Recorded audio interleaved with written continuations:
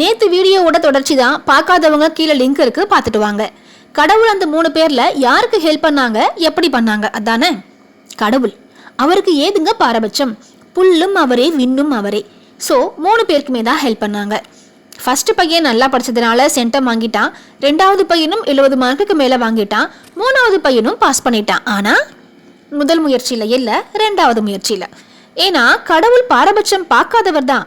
ஆனால் உழைப்புக்கேற்ற ஊதியத்தை கொடுக்கறதுல நடுநிலைவாதியாச்சே.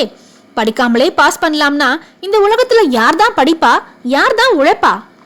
முயற்சி திருவினையாக்கும், முயற்சியின்மை இன்மை புகுத்தி விடும்னு தெய்வப்புலவர் சொன்ன மாதிரி மற்ற பசங்க முன்னாடி தன்னோட மதிப்பெண் குறைஞ்சதுல மனசுக்கு வருத்தமா இருந்துச்சு. படிப்போட முக்கியத்துவத்தை புரிஞ்சுக்கிட்டான். இன்னொரு வாய்ப்பு இருக்கதையும் தெரிஞ்சுக்கிட்டான்.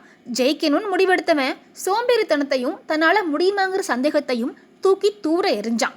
படிச்சான், தன் முயற்சியில வெற்றியும் அடைஞ்சான். வெறும் ஜஸ்ட் பாஸ்லாம் இல்லை, சூப்பர் பாஸ்.